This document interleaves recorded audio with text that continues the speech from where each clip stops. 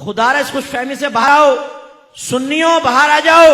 ये हमें धोखे में मुब्तला किया गया है कि तुम नबी के नाम के नारे लगाओ, नात खानी करो, नजात पा जाओगे।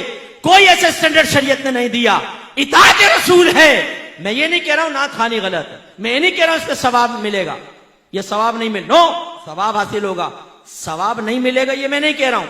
लेकिन इनसे मुतमिन होकर सोचना नबी की मानो ना मानो हमें जन्नत मिल जाएगी। मैदान माशर में पहुंचेंगे तो फरिश्ते आएंगे, हुजूर टन सुन्नी साहब आप यहां खड़े, जन्नत तो आपका इंतजार कर रही है। और ये मटकता हुआ झूमता हुआ सीधा जन्नत में चले जाएगा। मुफ्ती साहब लाइन में लगे हुए हैं, ये पप्पू निकल जाएगा वहां पे, क्योंकि हर रात ये नात खानियों में बैठा करता था। भाई कुल हाथु बुरहानकुम इन कुंतुम सादिकीन, लाइए अगर आपके पास दलील है तो पेश कर देना। सिवाय आपके हुस्न जन के क्या है?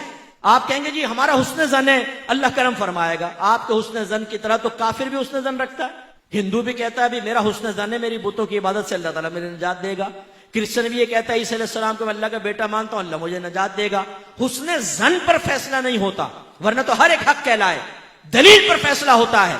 आप मुझे दलील दीजिए कि आप नमाज ना पढ़ें, आप झूठ बोले, आप गीबतें करें, आप लड़कियों के पीछे भागें, आप फहाशी करें, आप गंदी गालियां बकें, आप हीरोइन पिए, आप सिगरेटें पिए, आप नशा करें, आप माँ बाप की आंखों में आंखें डालकर बदतमीजियां करके उनको उनकी कमजोरियों का एहसास दिलाएं और सिर्फ नात खानी में बैठे आपको नजात मिल जाएगी। लाइए दलील इस पे पेश कीजिए। मैं यही बैठा हूं, लाओ दलील लेकर आओ यहां पर कि आपका जुलूस निकालना आपको नजात दे देगा, लाइटिंग करना आपको नजात दे देगा। गलत।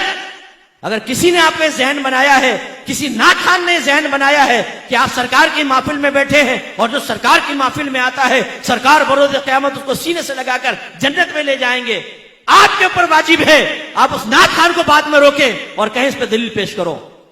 ठीक है हम तुम्हारी बात मानते हैं, नहीं मानते मुफ्ती साहब की बात, वो डांट के चले गए, सख्त लहजे में गुफ्तगू की, तुमने बड़ी प्यारी बात कही, लाओ दलील दो। जब तक नाथ खान दलील ना दे बंद कर लेना उसको घर के कमरे में, बोलना कि नहीं जाने देंगे। तुमने कैसे धोखे में मुब्तला किया, तुमने हमें नमाजों से दूर कर दिया, तुमने तकवे से दूर कर दिया, हराम खा खाकर नाथ खानियों में आकर बैठकर हम सब समझते नजात हो जाएगी। कैसे हो जाएगी? जो हराम माल के साथ हज करे, नबी करीम फरमाते हैं अल्लाह उसका हज कबूल नहीं करेगा। एक रिवायत में फरमाया एक शख्स हाथ उठाकर अल्लाह की बारगाह में दुआएं करता है, गिड़गिड़ाकर दुआ कर रहा होता है, लेकिन अल्लाह ताला इसकी दुआ कैसे कबूल करे? इसलिए कि इसके जिस्म पर हराम है, इसके पेट में हराम है, तो अल्लाह कैसे इसकी दुआएं कबूल करेगा? ये आपकी शरीयत ये है। हमें ख्वाबों में मुब्तला किया गया है, जुलूस निकालो नजात है, लाइटिंग करो नजात है, तीजे 40वें करो नजात है, 11वीं करो नजात है, तुम बरोज़ क़यामत आओगे सरकार तुम्हें बख्शवा लेंगे। यकीनन मेरे आका शफाअत करेंगे, इनकार नहीं। लेकिन जब ईमान बचाकर ले गए तो, ईमान बचाकर ले गए तो, ईमान जाया हो गया गुनाह कर करके, फिर तो काफिरों में फिर शफाअत नहीं। और फर्ज कर लें ईमान बचाकर ले गए और गुनाहों भरी जिंदगी गुजारी, सरकार ने शफाअत फरमाई, ये यकीन लेकर गए, यकीन रखें इसका इनकार नहीं। लेकिन क्या ये बहुत बड़ी बेमुरव्वत नहीं होगी कि हमारी हर तरह की गंदगी के बावजूद सरकार मैदान माशर में सीने से लगाएं? क्या फिर हमें नबी करीम के साथ ये रवैया रखना चाहिए? सिर्फ इस भरोसे पे कि सरकार हमें बख्शवा लेंगे, हम उनकी नाफरमानी करते चले जाएं? गलत बात है। ये मैं इसीलिए दिल जलाता हूं, जितने नाथ खान जिनको आपने दीन का ठेकेदार समझा हुआ है ना कि ये हमें जन्नत तक पहुंचाएंगे, इनसे आप शरई मसाइल मालूम कर लें, इन तक को पता नहीं होगा, इनके घर में इनके अजवाज को पता नहीं होता है। सबकी बात नहीं कर रहा हूं लेकिन अक्सर को मैं जानता हूं। वैसे आके ऐसा आपके सामने शेर पढ़ेंगे जैसे दीन अगर इन्हीं के साथ दर्द चल रहा है, वरना ये ना हो तो दीन ही ठप हो जाएगा। तकब्बुर का आलम ये होता है कि बड़े नाथ खान, वो कभी आपने नहीं देखा होगा किसी आलिम का हाथ चूमते हुए, इतने मुतकब्बिर होते हैं। ये याद रखें, नाथ खानी फी नफसी कोई कमाल की बात नहीं। मैं दलील से कहता हूं, दावा करता हूं, पूरा कुरान पूरी हदीस, एक आयत एक हदीस ले आए जो नाथ खान के फजाइल पर मुश्तमिल हो, लेकर आए। मैं बोलता हूं, चैलेंज करता हूं आपको, मैं आलिम दीन के ऊपर फजाइल के ऊपर आपको सैकड़ों आयात हदीसें पेश कर सकता हूं। नाथ खान पर एक पेश करें आप कि नबी करीम ने फरमाया जो नाथ खानी करेगा नाथ पढ़ेगा। और बोलते क्या है, सरकार ने मुझे अपनी नाथ की खिदमत के लिए मुंतखब कर लिया है। अच्छा भाई ला दलील दे, ख्वाब में आए थे सरकार, या तुझे टेलीफोन किया था, या किसी के जरिए पैगाम पहुंचाया था कि तू इस खिदमत पे मामूर हो जा? किसने कहा था? वो आपको मुतासिर करने के लिए। और हम बाज़ औक़ात आलिम और नाथ खान को बिल्कुल बराबर का दर्जा देते हैं, बल्कि बाज़ औक़ात तो नाथ खान ऊपर हो जाता है, आलिम नीचे होता है। आपकी मस्जिद का इमाम वो अगर बैठा हो और एक मशहूर बड़ा नात खान आकर बैठे, आपका इमाम हकीर होगा, चाहे वो आलिम दीन हो, वो नात खान को बड़ा सोफा दिया जाएगा, इमाम साहब साइड में बैठे होंगे। ये तकसीम किसने की है? ये नात खानी को इतना ऊपर जो आपने चढ़ा दिया है। जो रियाकाराना, बाज नात खान रियाकाराना नात पढ़ते हैं, पैसे के लिए नात पढ़ते हैं। अगर आप उनको पैसा ना दें, आप बुलाएं नात खान को, बोले पैसा एक भी नहीं देंगे, आ जाए ना, अल्लाह के लिए पढ़ना, चल भाग जाएगा।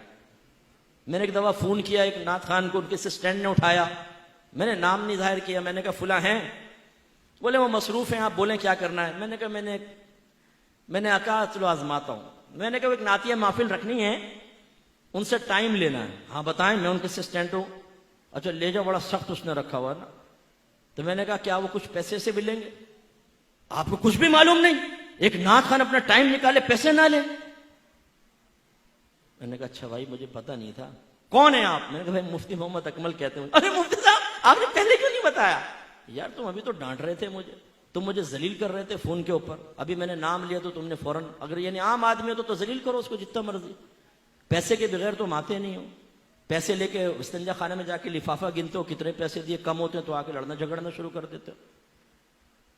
इनको कोई सवाब नहीं मिलेगा जो पैसे के लिए पढ़े। किसी नात खान पे बदगुमान भी ना हो, मादल्ला में पर्टिकुलर को नात खान का नहीं कह रहा हूं, लेकिन मैं लोगों के दरमियान बड़ा रहा हूं। यूके में मैंने कितने सफर किए हैं, ये गाड़ी में सोते रहते हैं, नमाज नहीं पढ़ते, जहाज में सोते रहते हैं, नमाज नहीं पढ़ते, लेकिन वहां जाके जब नात खानी करेंगे, ओए होए होए होए, लगता है पूरा दीन का दर्द इनके अंदर आ गया, रोएंगे और ये और रुला देंगे पब्लिक को, और नमाज पढ़ेंगे नहीं। ये नहीं क्या कर रहे हो? और आपने उनको हीरो बनाया हुआ है। जो बादशाह नात खान हो, अल्लाह के लिए पढ़े, इनकी शराफ पहचान को इतनी मुश्किल नहीं होती, उनको इज्जत जरूर दें, किसी पे बदगुमानी भी ना करें। लेकिन मैं आपको जो बात समझाना चाह रहा हूं वो ये कि आप अगर सिर्फ इस खुशफहमी की दुनिया में नातिया अशआर सुनकर गुम हो गए तो याद रखें इसका अंजाम बड़ा दर्दनाक है। मयार बनाएं अपने नबी की तालीम को, मयार बनाएं सहाबे कराम को। बस आखिरी सवाल, बयान खत्म। ये बताएं किसी सहाबी ने ऐसा किया कि उन्होंने सारा दिन नात खानी की हो, सारी रात नात खानी, और बैठे बैठे सरकार के या रसूलल्लाह या रसूलल्लाह या रसूलल्लाह या रसूलल्लाह के तस्मीहें पड़ी हों और नारे लगाते हो बाहर निकल, गुलाम ये रसूल में मौत भी कबूल है, लेकिन फिर ना नमाज पढ़ी, ना रोजा रखा, ना कुरान की तिलावत, ना जिहाद पर गए, ना जमात से नमाज पढ़ी, और वो मादल्ला गुनाहों में लगे रहे। लेकिन जब उनसे कहा गया कि आप ये क्या कर रहे हैं, तो कहा कि देखो तस्बीह तो पढ़ता हूं सरकार की, नात खानी भी तो कर रहा हूं, सरकार के नाम के नारे तो लगा रहा हूं, तो नजात हो जाएगी। है कोई ऐसी मिसाल? बोले है नहीं है ना? लेकिन हमारे यहां है, मिसाल नहीं मिसालें हैं। हम खुशफहमी में मुब्तला हैं। ये महफिल जरूर करें, अल्लाह ताला इस पर सवाब भी देता है।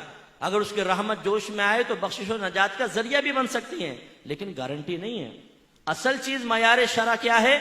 इताअत रसूल। तो मैं गुजारिश करता हूं अपने करीबी जो मस्जिद में आलिम दीन हो उनके पास जाएं, उनसे गुजारिश करें, बल्कि कोई कमेटी वाले ऐसे हों, और हो सकता है हो भी रहा हो, मैं एक सजेशन दे रहा हूं, अपने कमेटी वालों से जाकर कहें कि हमारी मस्जिद में फर्ज उलूम कोर्स का इनेकाद करें, हमें फर्ज उलूम सिखाए जाएं जिसमें अकायद भी होंगे, अहकाम शरअ भी होंगे, गुनाहों की मारिफत भी होगी, वो सीखिए। और अगर आपको, और अपने घर की बहनों को सिखाइए। अगर आपको कहीं पर भी कोई नहीं मिलता, मेरा नंबर ले लीजिएगा, ऑनलाइन कोर्स कर लें, फर्ज उलूम कोर्स करें, अपने घर की बच्चियों को कोर्स करवाएं, इंतहाई इंपॉर्टेंट है। और फिर इताअत रसूल की तरफ आए। इताअत रसूल कब होगी? जब आपको अहकाम रसूल पता होंगे। और अहकाम रसूल कब पता चलेंगे? जब आप सीखेंगे। ऐसे तो हुक्म आपके घर में तो नहीं आ जाएगा, आप सीखें जहन इस्तेमाल करने के बारे में क्या शरई अहकाम है, आंखों के बारे में, नाक के, जबान, हाथ, आपका सितर शर्मगाह, आपके पैर, पैसा कमाने के क्या अहकाम है, पैसा खर्च करने के क्या हैं, किराए पे चीज को लेने देने के अहकाम क्या हैं, तिजारत के क्या हैं, इन्वेस्टमेंट के क्या हैं, ये तमाम, दोस्ती करने के अहकाम क्या हैं, दुश्मनी करने का अहकाम क्या है। जब आपकी तमाम चीजें दायरे शरीयत में आ जाएंगी तो फिर आप हकीकी आशिक रसूल बनेंगे, वरना उससे पहले सिर्फ जबानी दावे हैं या हुस्न ज़न है। आखिरी बात, मेरी किताब है कुर्ब इलाही जो मैंने अभी लिखी है। खास तौर पे मैं नौजवानों से गुजारिश करता हूं थोड़ा सा पैसा जमा करके किताब खरीद लें। हाशिम साहब यहाँ होते हैं, इनसे मालूम कर लीजिएगा, इंशाल्लाह मेरा नंबर इनके पास है, ये आपको पहुंचा देंगे।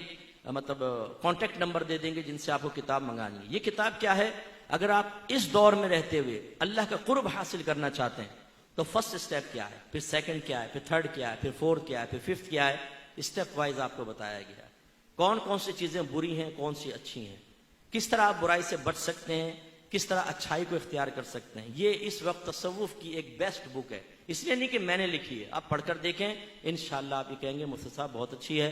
खास तौर पे वालिदैन से मैं गुजारिश करता हूं अपने घर में रखें, बच्चों को दें।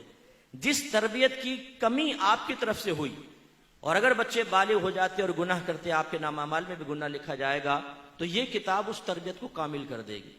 फायदा होगा आपको, आपके बच्चे पढ़ेंगे, नेक बनेंगे, इंशाल्लाह आपको फायदा होगा, उनकी अज़दवाजी जिंदगी बेहतर होगी, आपको फायदा होगा। अल्लाह ताला अमल की तौफीक अता फरमाए। व आखिरु दाअवाना अनिल हम्दुलिल्लाहि रब्बिल आलमीन।